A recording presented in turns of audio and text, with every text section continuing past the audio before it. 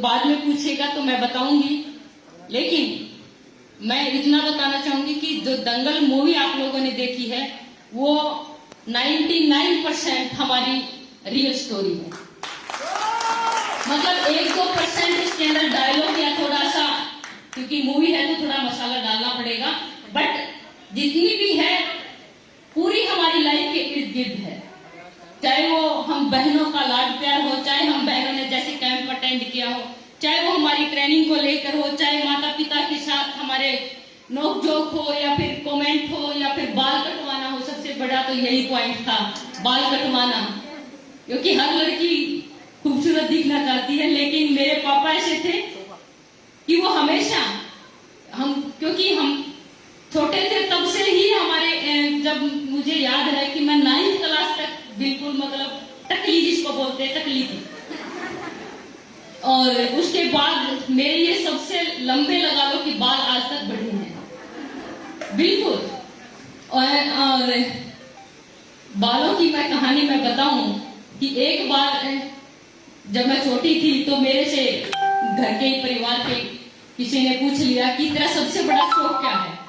तो मैंने कहा कुश्ती के अलावा सबसे पहला तो मेरा शौक जो है वो पहला प्यार और मेरा शौक कुश्ती है, लेकिन उसके बाद अगर कोई पूछता है तो मेरे बाल बढ़ाना है। तो मतलब हंसने लगे कि बाल बढ़ाने का भी कोई शौक हुआ। मैंने कहा कि मेरे पापा बढ़ाने नहीं देते, तो इसलिए मेरा सबसे बड़ा शौक है कि बाल बढ़ाना। लेकिन मेरे पापा कहते थे कि पहले आपका शौक कुश्ती होना चाहिए, जो चीज आपका लक्ष्य है वो होना चाहिए, उसके बाद आपका कोई भी शौक, जब आपका रेसलिंग के अंदर कैरियर बन जाएगा, आप एक अच्छे सब कुछ अचीव कर लेंगे और आप एक पड़ाव पे पहुंच जाएंगे, उसके बाद आप जितने भी शौक है, बाल बढ़ाना है, सजना संवरना है, सब कुछ पूरा करिएगा। तो उस टाइम छोटे थे, समझ में नहीं आता था, लेकिन आज जब बड़े हुए तो समझ में आया कि पापा जो कहते थे वो ठीक कहते थे। अक्सर माँ बाप बहुत सी चीजें हमें बताते हैं कि बेटा ये मत करना, ये बाद में आप लोगों को समझ में आएगी, लेकिन उस टाइम हमें समझ में नहीं आती जब माँ बाप कहते हैं छोटे बच्चों को। लेकिन जब बड़े होते हैं तो समझ में आता है कि माँ बाप जो बोलते हैं वो ठीक बोलते थे। तो इसलिए मैं कहूंगी कि कोई भी लड़की अगर कुछ बनना चाहती है, आगे बढ़ना चाहती है लाइफ के अंदर, तो हर पेरेंट्स का उनके पीछे हाथ होना चाहिए। आपने एक कहावत भी सुनी होगी कि हर मर्द के पीछे, कामयाब मर्द के पीछे एक औरत का हाथ होता है, लेकिन मैं कहूंगी कि हर कामयाब बच्चे के पीछे उसके माँ बाप का हाथ होता है, क्योंकि हमारी कामयाबी के पीछे हमारे माँ बाप का हाथ है।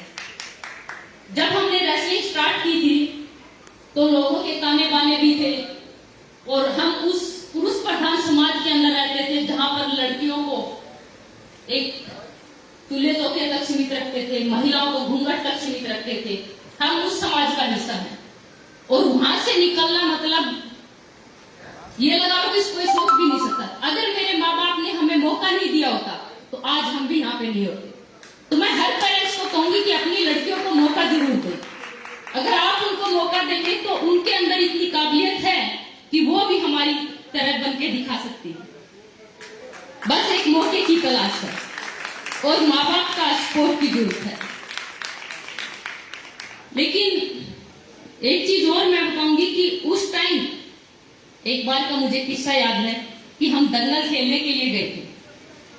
जब रेसलिंग स्टार्ट की थी 1-2 साल के बाद हम दंगल खेलने गए। राजस्थान के किसी गांव में हम दंगल खेलने गए थे, और मेरे भाई जो थे वो भी हमारे साथ गए थे।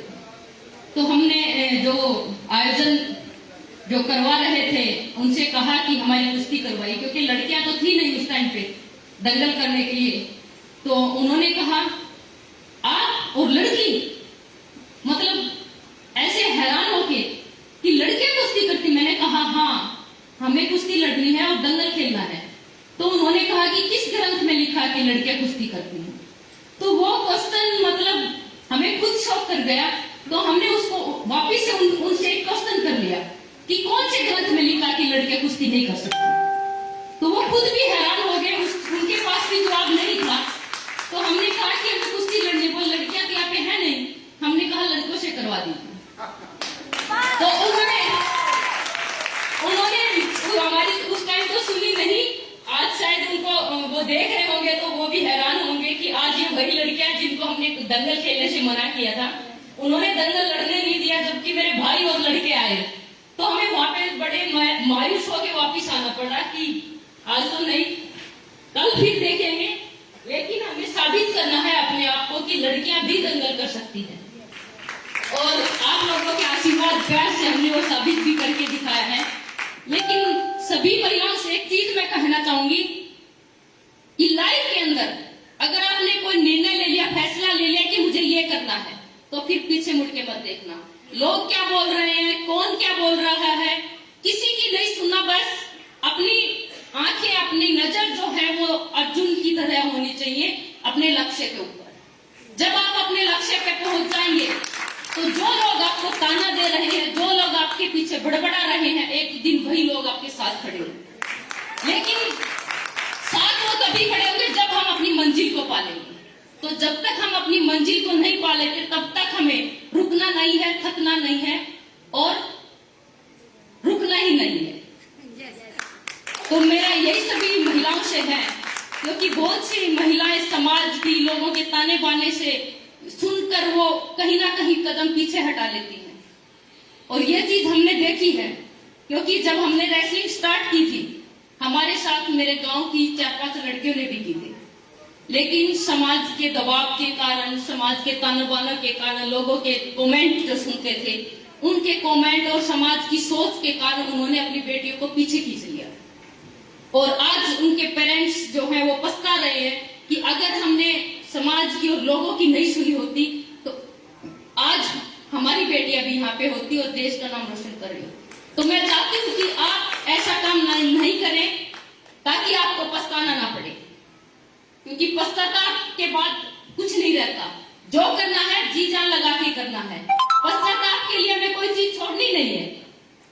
जितना मन करता है उतना आप करिए, उसके अंदर जान झोंक दीजिए। कुछ भी करना है, हर क्षेत्र में अपनी भागीदारी दिखाइए।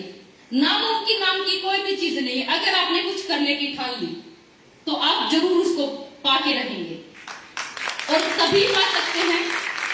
आपके अंदर दृढ़ विश्वास होना चाहिए, आत्मविश्वास होना चाहिए और खुद पे भरोसा होना चाहिए कि ये काम मैं कर सकती हूँ, और तभी आप उस लक्ष्य को पा सकते हैं।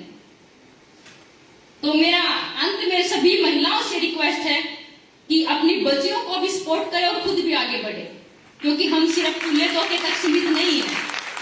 खुले तोहफे से आगे निकल चुके हैं। चाहे हमारे देश की, आप लोगों ने देखा होगा कि पिछले ओलंपिक में, अब 2021 में आए ओलंपिक, लेकिन पिछले ओलंपिक के अंदर हमारे देश की लाज बचाई थी तो वो 2 लड़कियों ने बचाई थी, पीवी सिंधु और साक्षी मलिक।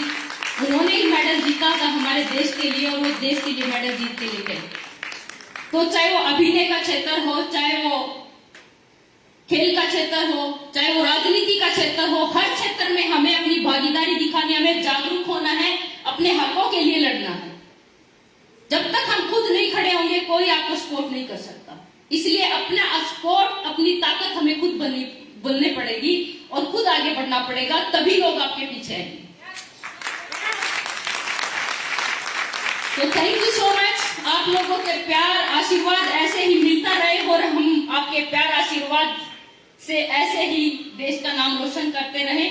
और मैं बधाई देना चाहूंगी AWPL की पूरी टीम का, और ओनर उनके हैं संजीव जी, उनको भी बधाई देना चाहूंगी स्पेशली, क्योंकि उन्होंने आप लोगों को इतना सपोर्ट दिया, इतना मौका दिया है एक काम करने के लिए। तो मैं सबसे, वो कहते हैं कि महिलाएं किसी भी क्षेत्र में पुरुषों से कम नहीं, लेकिन हमारे घर और समाज को आगे बढ़ाने के लिए, उनकी दशा सुधारने के लिए पुरुषों की और महिलाओं की दोनों की जिम्मेदारी अहम है। तो हमें किसी को भी कम नहीं आंकना चाहिए, कंधे से कंधा मिलाकर उनके साथ चलना चाहिए। और आप सब लोगों का अगेन धन्यवाद करती हूँ और आप लोगों को बधाई देती हूँ कि अंतर्राष्ट्रीय महिला दिवस की आपको अगेन बहुत बहुत शुभकामनाएं, बहुत बहुत बधाई।